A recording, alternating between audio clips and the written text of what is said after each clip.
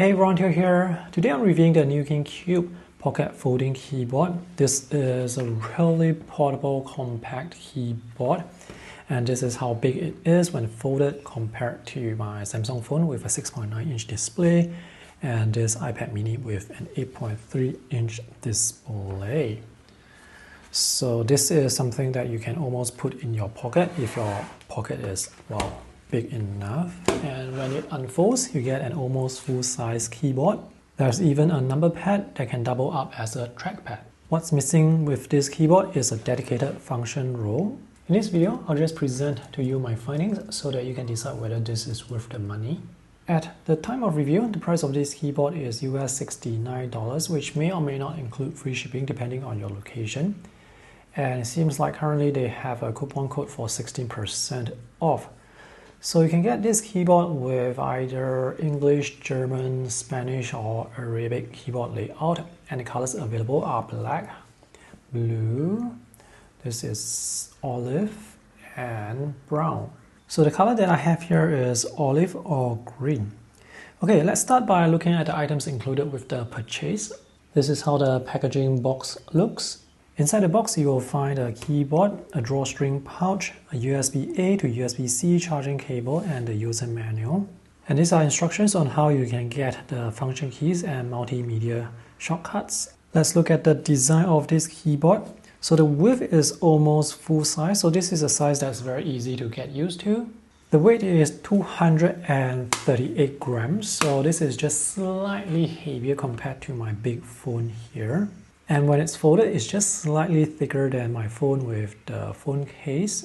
There is rubberized padding here, here, and here. So when you unfold this and place the keyboard on the table, the padding does provide some grip on the table. You don't have to hold the keyboard to fold and unfold it. You can put it on the table to fold and unfold it. And when you fold it, there's a snap, so I think this closes with a magnet because I can feel some attraction here. And when you unfold it, this will, well, snap into place. Because this keyboard is so thin and it's made with 3 parts essentially, there is some flex when you try to flex it, but overall I would say the build quality is good enough. On the left side, the keyboard will fold at 4R, F, C, and Command. The fold is here, but you can see the layout of the keys is very similar to traditional keyboard, so this is very easy to get used to. What's missing with this keyboard is the function row F1 to F12. So here we have the number row 1 to 0, minus, and equal. To get the punctuation, you just press shift with the number.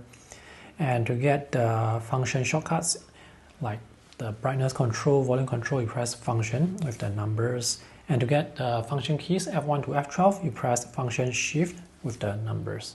On the bottom left here, we have control, function, alternate, and the Windows key. And for Mac OS, it's command, option, control.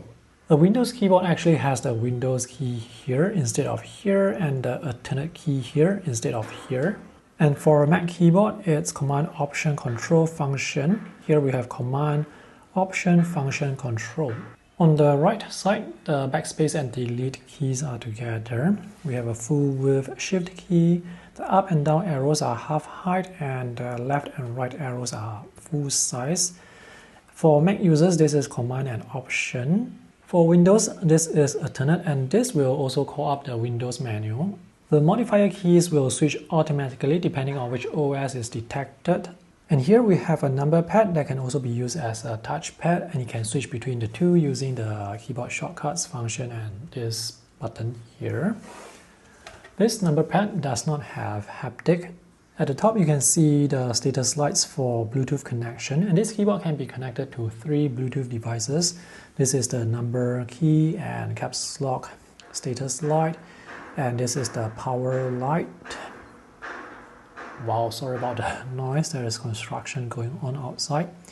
So this touchpad is actually kind of small and it's not easy to use.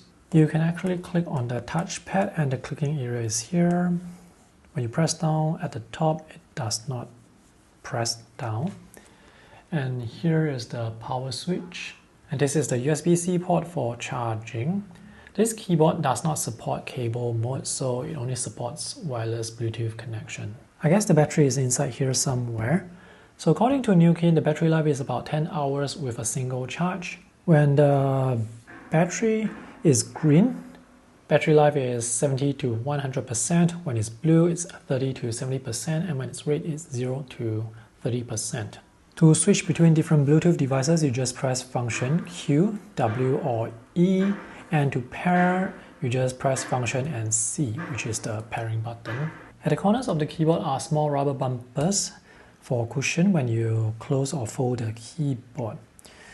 And here you can see there is this slight indent, probably for your thumbs when using the spacebar. This is a chiclet style keyboard, quite similar to laptop keyboards actually. It's a low profile keyboard and the typing experience is actually quite good. The keys have good travel and feedback. They have good spring to them.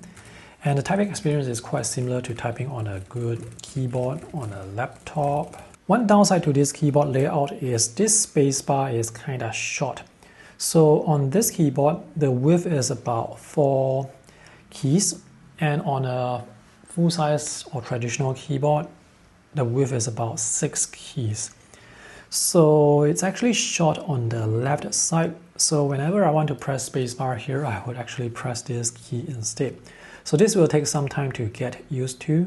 Another downside here is there is no backlight for the keys. The brightness control buttons here are actually for macOS displays. This is actually a rather cool keyboard. It looks good and it works well and it provides a much better typing experience compared to typing on the displays of some tablets. Yeah, so you can bring this around very easily and set this up just by, well, unfolding. Yeah, it's a really compact, portable gadget that you can bring around very easily. So it's a good product and the price is not too expensive, so I do feel like it's worth the money.